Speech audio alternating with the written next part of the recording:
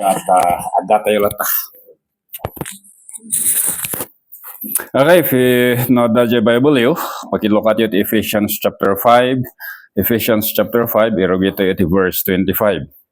Ephesians chapter 5, mangrugit iti verse 25, kunana, husbands, love your wives, just as Christ also loved the church and gave himself up for her, so that he might sanctify her, having cleansed her by the washing of water with the word, that he might present to himself the church in all her glory, having no spots or wrinkle or any such thing, but that she would be holy and blameless. So husbands ought to love their own wives as their own bodies. He who loves his own wife loves himself. For no one ever hated his own flesh, but nourishes and cherishes it, just as Christ also does the church, because we are members of his body. Okay, may God bless the reading of his word. So, sabi nga nila, ang pinakamahirap daw sa buhay ng isang mananampalataya ay submission, pagpapasakop, o naagpaituray. Ewan ko kung totoo yun. At mas yung pinakamahirap sa lahat na submission ay nangyayari sa loob ng tahanan. Kasi agiin na mo tayo. Agiin na mo tayo. As if it's very hard. Kasi the weakness, alam mo kung ano yung kahinaan ng asawa mo, alam mo kung ano yung kahinaan ng anak mo, yung mga anak, alam din yung kahinaan ng ama at ina. Minsan, alam din ang kiliti. So, it's very hard to submit.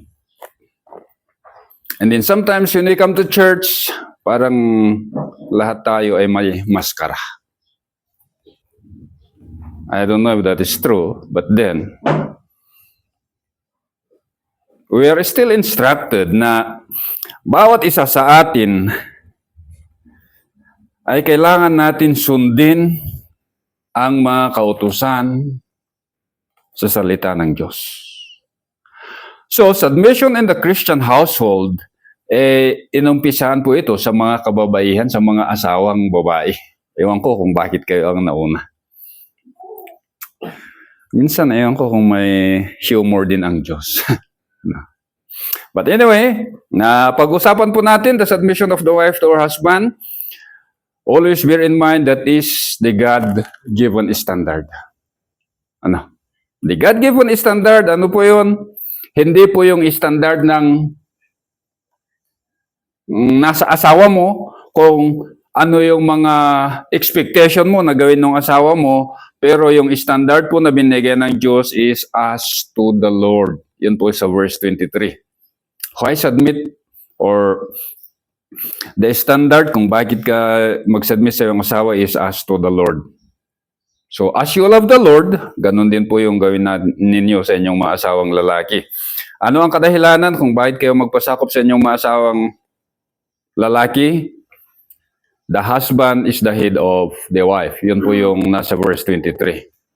Kasi yung asawang lalaki ay siya yung ulo ng babae. Kailanman ay hindi po yung babae ay siyang naging ulo. Bagamat yun po yung gusto niyang gawin. Gusto niyong gawin nga. Yun po yung gusto niyong gawin kasi yun yung minanan niyo kay iba, that her desire is always to her husband. Na gusto niyang i-control yung asawa niya. Gusto niya kung ano yung iniisip na, yun yung gawin ng kanyang asawang lalaki. But anyway, always bear in mind your husband is the head of the wife. And then, ano yung example na binigay sa inyo? Mga kababaihan, sabi po, as the church is subject to Christ. Bagamat you can never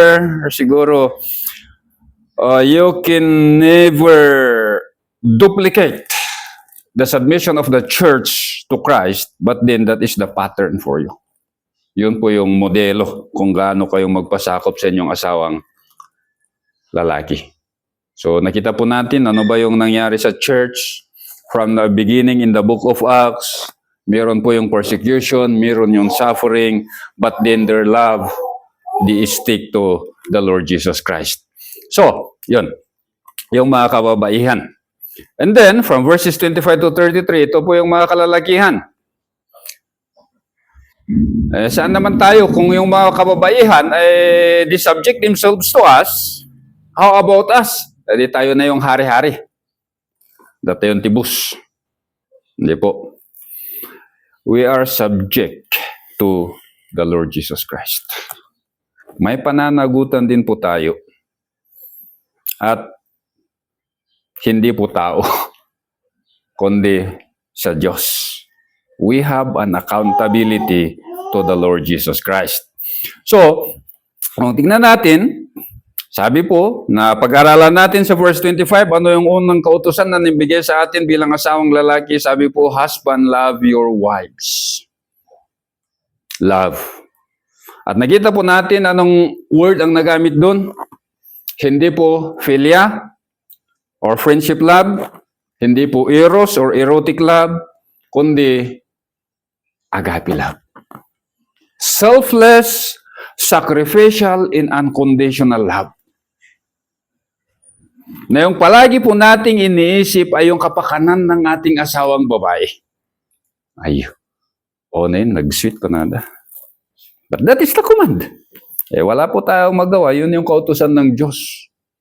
Na bagamat minsan, ewan ko, kasi kung bakit kaya agapi yung nagamit sa ating mga kalalakihan, nalakan sa kanugamin nga umati lalaki.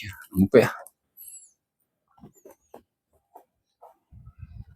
Sometimes, our wives are unlovable. Mas karon no naksot di inna po. Na crispy brown di sida. Nga anyad ta. Imbis nga linambungkot. Nagbalin nga prinito. But anyway, the command is to love. It is a selfless, unconditional, and sacrificial love. Bagamat we can never be at par with the love of Christ for the church, but then that is the pattern for us to do. Husband. Isong mali po yung Kung mag-asawa yung isang matandang babae at matandang lalaki, kadalasan yung sinasabi natin, that is a friendship marriage. Dalang tikad kaduwada. Takanda ka nga maboring. But that does not change the fact, hindi po yung binabago yung katotohanan na yung kautusan na nabigay sa lalaki, asawang lalaki, ay mahalin niya yung kanyang asawang babae selflessly. Na willing siya na ibigay ang kanyang lahat-lahat sa kanyang asawang babae. Kaya tama po yun yung sabi nila na pati yung buhay ko, ibibigay ko sa iyo. Kasi kung ano ba yung pattern natin dito? Di ba? The highest degree of love that the husband can give for his wife, sa verse 25, just as Christ loved the church. Paano ba inibig ang Diyos or ni Kristo ang iglesia? He gave Himself.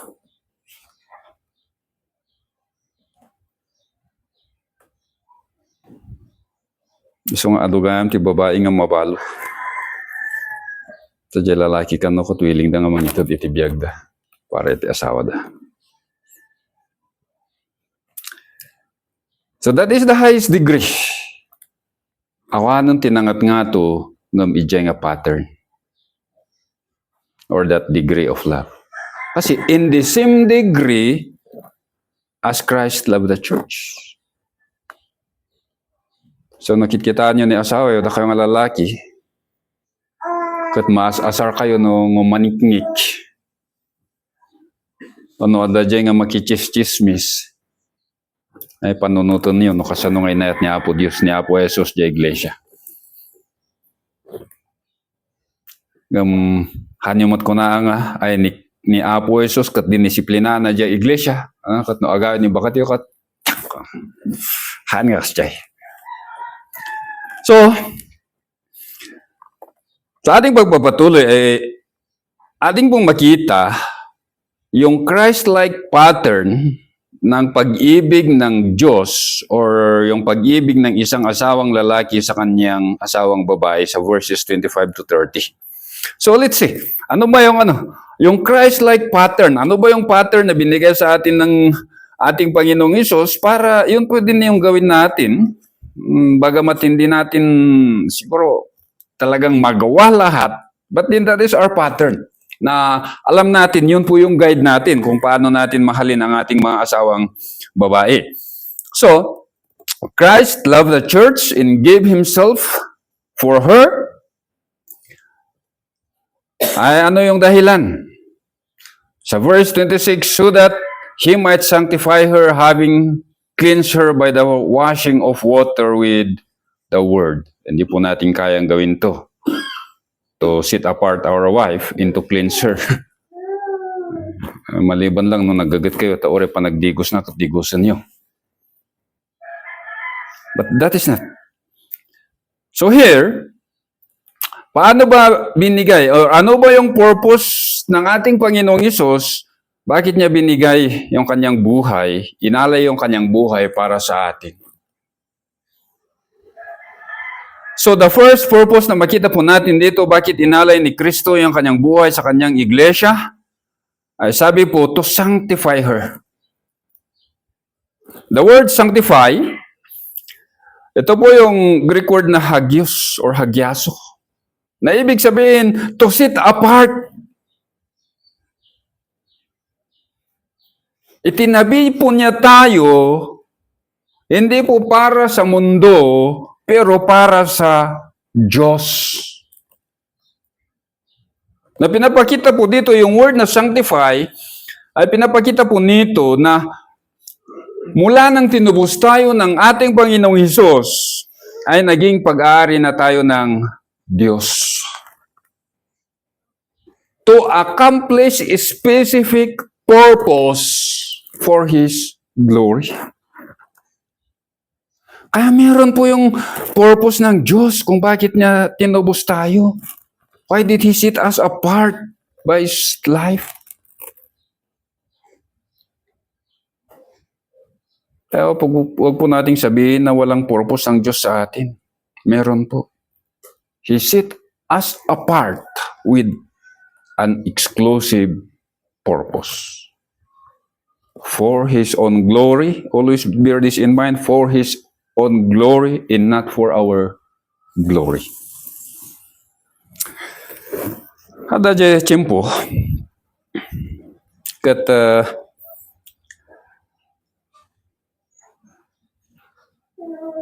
ada je makadwa tayo nga Kristiyano na mati kat kunana kano edi kanayon nga maladaw je ko edi kanayon nga maladaw je kakadwa da je church kunana kat agkanta aksamot iti Hindi, ladladaw tis kas kada sadsadotay tis. Tapno kano bareng makarit dagi jay kadwada nga Kristiyano nga masapadan to kunhanan nga agladaladaw.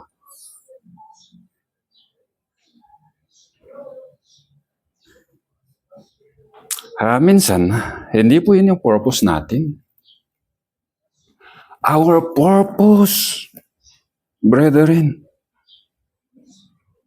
magamit yung buhay natin para sa ikapupuri ng Diyos. Panunutan nyo ka, dinuagkanda ka apang kagkanda, tapno agpaspasagid ka. Maidayaw ba ti Diyos to kasi? Ha? No ti pastor kat apan agkasabat, tapno patamaan na jay, basol ti maysa. Maidayaw ba ti Diyos to kasi? Ha? Although siguro kung natin napintas yung motibo tayo, but then, That is not worship. Hindi po yun pagpupuri sa Diyos. Kaya, God has set us apart for His glory. And that is, yung buhay natin ay magamit sa Kanyang kapurihan. So, sanctify, kung tinana po natin dito, nasa aorist tense siya, na aorist active, ibig sabihin na si Kristo yung gumagawa ng action, hindi po tayo. We are not the one who sanctify ourselves. We are not the one who set apart ourselves. Siya po. So, He set us apart by giving His life on the cross. Kaya, yung kabayaran po ng ating sanctification ay talagang it is priceless. Kasi anong sabi po sa Hebrews chapter 10 verse 10? Hebrews 10:10 sabi po, by this will you have been sanctified through the offering of the body of Christ once for all. We have been sanctified. Yung nagamit po dito is perfect tense, ibig sabihin na nung tinabi po tayo ng Diyos na para sa Kanya, when He claimed us as His own possession, ibig pong sabihin, hindi po magbabago yun. Kung ano man yung Kanyang purpose sa ating buhay, yun po yung Kanyang i-accomplish. Whether we like it or not, He will accomplish. So the word here, sanctified, ibig sabihin, or perfect passive, we are receiving the action from Him. Perfect tense, when He set us apart, yung resulta po yun, hindi po yun magbabago. Regardless po, yung ating mga action, it does not affect yung trabaho ng Diyos, yung ginawa niya sa atin. That when we are set apart forever. Our walk does not define that sanctification. Although, our walk, yung mga paglakad po natin, mga mananampalataya, should reflect that sanctification. Na dapat makita sa buhay natin, sa paglakad natin, yung sanctification na ginawa ng Diyos sa atin na ito. Sa Hebrews 10:14, sabi po, for by one offering He has perfected for all time those who are sanctified. He has perfected for all time those who are sanctified. So yung buhay po natin, in the sight of God, is talagang we are sanctified. Tinabi po tayo para sa Kanya. So He did not only sanctify us by giving His life, sabi po, having cleansed her by the washing of water with the Word. So, nilinis niya po tayo. Yung word na cleanse, ibig sabihin to make pure. Gawin pong puro. Wala pong admixture or wala kang makita na ni katiting na dumi. Bagamat yung buhay natin we cannot deny, hindi po nating pwedeng sabihin na hindi po tayo nagkakasala. We still make sins. Although we are sinning more than we want to. But then, sabi po ng salita ng Diyos, He cleans us. Yung linlinis po sa atin ay yung bagong pagkatao po natin. That new creation that He gave us is clean. Pero yung laman na ito, yung gusto niya, gumawa ng kasalanan.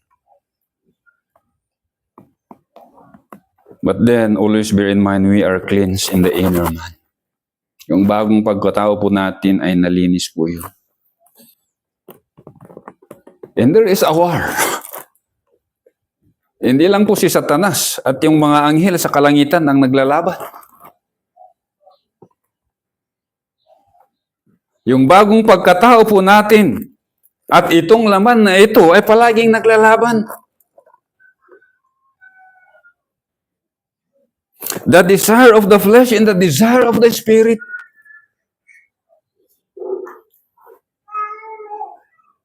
Bagamat nilinis po ng Diyos ang bawat isa sa atin by giving us that new creation.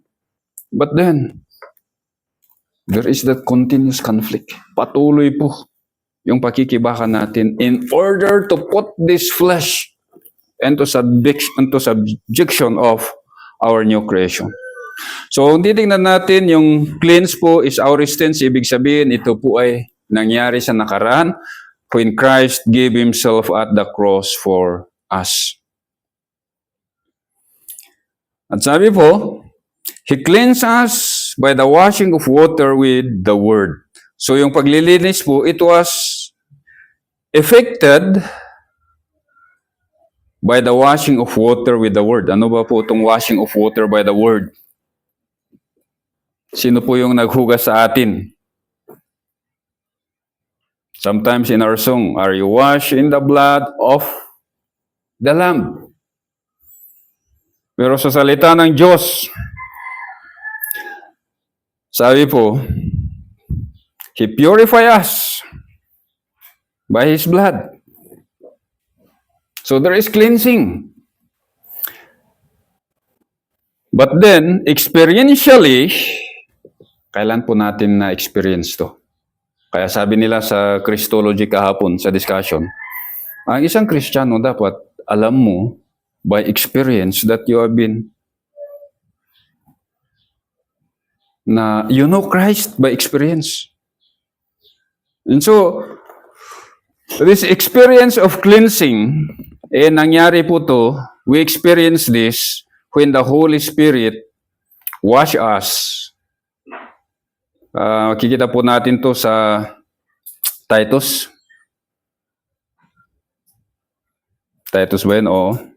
So, the washing of the water with the Word ay isang figure of speech na ito po ay pinakpakita yung ginawa ng banal na Espiritu sa ating mga mananampalataya. Kasi, in some other part of the Scriptures, particular sa John chapter 7, verse 38 and 39, prinisinta po doon yung banal na Espiritu bilang isang tubig. At sa Titus 3:5, let us read that one, Titus 3:5, hindi naman siya mahabang versikulo. Titus sa Old Testament po yun. Titus chapter 3 verse 5, sabi po, He saved us not on the basis of the deeds which we have done in righteousness, but according to His mercy, by the washing of regeneration and renewing of the Holy Spirit.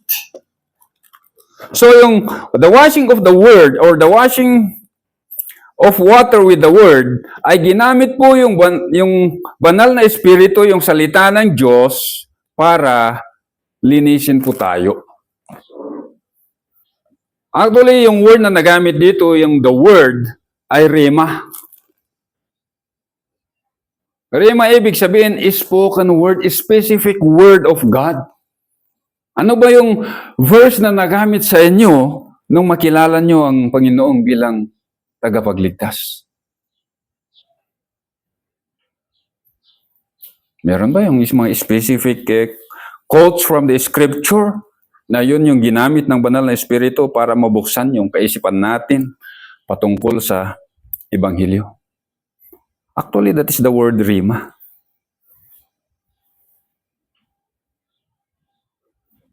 Logos, yung word na logos, ibig sabihin, the written word. Ito po, yung salita, or the Lord Jesus Christ. The beginning was the Word. Pero yung nagamit po dito, the washing of water with the Word, ay ginamit po yung banal na Espiritu, yung salita ng Diyos, para maging experience po natin yung paglilinis na ginawa ni Kristo sa cross. Kaya importante na bawat isa po sa atin ay alam po natin kung meron yung panahon na talagang nilinis po tayo ng Diyos. Actually, para sa akin, hindi man siya ganong kadramatic. Pero it's still very vivid in my mind kung paano in-apply yung banal na espiritu yung paglilinis. And actually, nung nangyari yun sa akin, there is that parang yung burden ay talagang it was lifted up. Pero pagkatapos ng 1 week, after 1 week ng experience na yun, parang bumalik ulit sa dating gawa. Ayaw ko. Kasi ang problema doon kasi, wala pong discipleship na nangyari. Kaya yun, bumalik ako sa dating gawa until such time that God calls me again or pinakita ng Diyos sa akin kung sino ako talaga. So, the washing of water with the Word. So, it speaks about the Holy Spirit applying the Word of God, transforming us inwardly. Kaya importante po yung salita ng Diyos. Kasi doon po manggagaling yung paglilinis, yung transformation. Kaya sana yung church natin maging transformation, hindi reform, transform. So verse 27, that he might present to himself the church in all her glory, having no spots or wrinkle or any such thing, but that she would be holy and blameless. So, another purpose kung bakit binigay ni Kristo yung kanyang buhay para sa atin, sabi po, in order that he might present to himself a glorious church. To present to himself a glorious church. So, gaano ba po kahalaga yung phrase na ito sa buhay natin bilang isang mananampalataya? Kasi ano kaya importante na ito kaabsat? Ito ikuna na nga that he might present to himself the church in all her glory simply means na yung sanctification ng church, yung cleansing ng church, yung pagiging pristine po natin, pagkalinis po natin, ay hindi po yung trabaho ng iglesia. That is the work of Christ. So from the sanctification, the cleansing, and the presentation, sino pong gumagawa? Si Kristo. Si Kristo. So, anong gawin natin bilang isang mananampalataya? Happy-go-lucky na lang. Kasi si Kristo na lang din naman ang gumagawa. Hindi po. Napag-aaralan din po natin sa mga nakaraan lesson na meron po tayong mga responsibility as a Christian. And actually, this is one. That is walking in submission. So we walk in submission. As God accomplishes His purpose in our lives, we obey His word. Napakadali pong sabihin na, let us obey.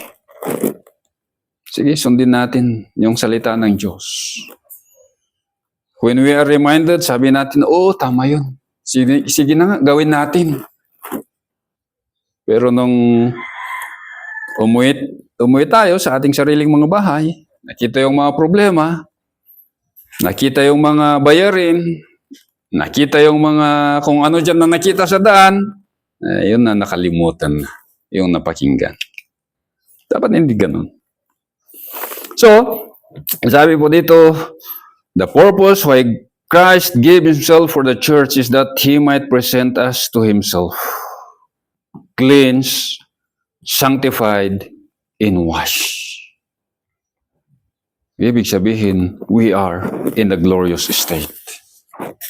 Bagamat sa ngayon, kung tignan mo yung iglesia, ano bang iglesia yan? Ang gulo-gulo.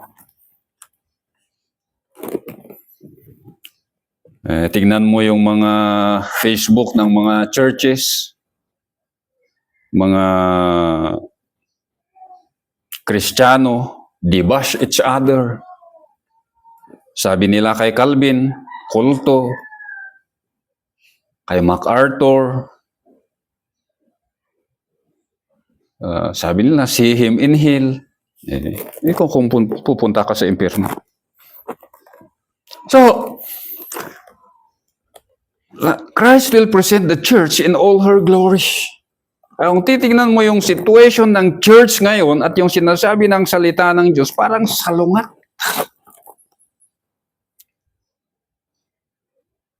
But mind you, what we are only seeing is the external. Gaadin po natin si Samuel, di ba? Nung sabi ng Diyos kay Samuel, puntahan mo si JC at sa kanyang mga anak ay you anoint a king for Israel. Kaya nung nakita ni JC yung kagwapuhan ni Eliab, sabi niya, ito na yun. Kasi macho, gwapo, laking katawan. Perfect fit for a king. Pero sabi ng Diyos, hindi yan. Sinong pinili niya? Pinili niya the man after God's own heart. King David. Na bata, wala kang makita na pag-asa sa kanya. Pero siya po yung pinili ng Diyos na maging hari ng Israel. So sometimes, we look at the external and we are discouraged. Sabi nga natin, I don't know if how is God accomplishing His work. Pero sabi po dito, when God is going to present to Himself the church, He is going to present it to Himself in all her glory. So the word in all her glory, ibig sabihin na ito na yung pinakamataas na anyo ng glory, kung ano man glory na ito, the glory of Christ. At ang pinag-uusapan po dito ay hindi sa ngayon, sa hinaharap. In the culmination of the ages. Kaya kung patapos na po yung revelation, yun na yun. When God or when Christ is going to present to Himself the church, hindi po niya sinabi that He is going to present to God the Father. Hindi. He will present to Himself.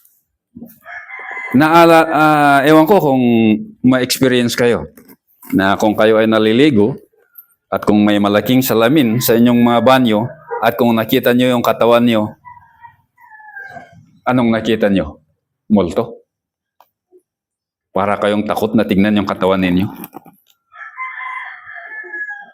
Si Kristo hindi. Because when we see ourselves in the mirror, anong nakikita natin? We see all the flaws. Pero dito, when God is, or when Christ is going to present to Himself the church, sabi po, it will be a glorious church. So pristine, napakalinis, having no spots, walang bahid na mancha, walang kulubot. Alam ko, yung mga kababaihan, takot kayo sa kalubot ninyo. Kaya pag nakikita yung mga muscle, bilbil. Parang ayaw niyong tignan. Kasi sinasabi niyo, baduy. But in Christ, no. Sabi po, He's going to present the church to Himself holy and blameless. Why? Because we have been sanctified, we have been cleansed, we have been washed. But at the present time, alam ko po na tayo po ay may mga struggles. Sa buhay po natin, meron pa rin yung mga spots, yung mga stain, yung mga marka ng kasalanan. There is that residual effect and effect of sin sa ating mga buhay. Na minsan, yun po yung malaking struggles po natin. But mind nyo mga kapatid, there will come a time ng lahat ng mga ito ay mawawala.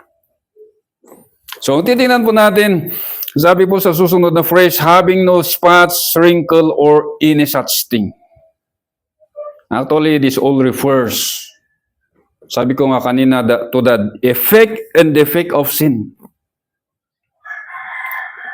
sa ating mga buhay. At kung makikita po natin, ito po ay tatlo.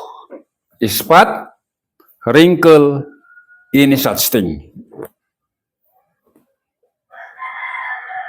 Ang Diyos Ama, Diyos Anak, at Diyos Espiritu Santo. Si Satanas, may Trinity din yan sa Revelation na pag-aralan natin. So, ang titignan natin, spots, wrinkled, and any such thing, ito po ay formidable triad na nanggagaling sa residual effect and defect ng mga kasalanan. That brings spiritual and moral damage sa iglesia. But sabi po, when Christ is going to present us to Himself, ang lahat ng mga ito ay mawawala. Bagkus, sabi po, we would be holy and blameless. Holy, nagamit din ulit ito. Ibig sabihin, sanctified, set apart for God. Blameless, ibig sabihin, without spots or without blemish. So sa una, nakita po natin yung negative, yung mga mawawala. Mawawala si spot, mawawala si kulubot. Kaya kung may kulubot kayo sa noo, mawawala po yun. It refers to hindi po sa physical na anyo to ang usapan. Sabihin na, ano kaya yung katawan ko sa langit? Bahala na ang Diyos doon. What matter is that yung kulubot ng kasalanan that mars our spiritual life will be removed. So, yung mga negative na ito, mawawala, at meron yung positive. Ano yung positive? Sabi po, holy and blameless. Sa Colossians 1:22, sabi po, yet He has now reconciled you in His fleshly body through death in order to present you before Him holy, blameless, and beyond reproach. So kung babalik po tayo sa Ephesians chapter 4 or chapter 1 verse 4, ano pong sabi doon? He chose us in Him before the foundation of the world that we would be holy and blameless before Him. So bago pa man ginawa ng Diyos ang mundong ibabaw na ito, nung pinili po niya tayo, meron siyang purpose. Ano yun? We would be holy and blameless. Pero, nung nabuhay po tayo, nung nanampalataya tayo, ang gulo-gulo po yung ating buhay. But again, that does not negate kung ano man yung plano ng Diyos sa atin. Because moving forward, sa buhay po natin, ang gulo-gulo sa ngayon kasi meron siyang spot, meron si wrinkle, meron si satsating, na parang sumisira sa buhay natin bilang isang mananampalataya. But then, moving forward in the future, ano pong sabi? He is going to present us to Himself holy and blameless. So makita niyo yan? So in the beginning, He chose us to be holy and blameless. At sa hinaharap, when He is going to present us to Himself, He will present us to Himself holy and blameless. Sa anong dahilan? Because He gave His life for us. He gave Himself for us. Kaya nga mga kapatid, mas lalo na sa mga asawang lalaki, this is the highest pattern of our love for our wife. Bagamat, sabi ko, we cannot duplicate this act of Christ, but then we can learn something from here na pwede po nating i-apply sa ating mga entreating our wives. At hindi lang po yun, sa ating personal din na buhay bilang isang mananampalataya as member of the body of Christ, makita po din natin that God's purpose when He called us or when He chose us in Christ to be holy and blameless. And when He is going to present us before Him sa hinaharap in the future, in the culmination of the ages, holy and blameless. Yun po yung buhay nating mga mananampalataya. Shall we pray? Father, we thank you for your great love for us. Kami po ay nagpapasalamat na sa iyong dakilang pag-ibig, sa iyong masaganang biyaya, and all the riches of your mercy. You chose us before the foundation of the world in Christ to be holy and blameless. And we now, napag-aralan po natin that in the future, when Christ is going to present us to Himself, He will present us holy and blameless. Bagamat sa buhay po namin sa ngayon, we still struggle, Lord, with the residual effect and the effect of sin sa aming mga buhay. Meron po yung mga spots, meron po yung mga wrinkles, meron po yung mga all kinds of evidence of sin sa buhay po namin. But then, we rejoice kasi we know, Lord, that in the future, all this will pass away. And we will live with you in eternity, holy and blameless. And to us, husbands, you continue to challenge us that we may learn from your words kung gaano po namin mahalin ang aming mga asawa, and then to submit ourselves to Christ as well. So, Father, we thank you. We glorify your name. In Christ's name we pray. Amen.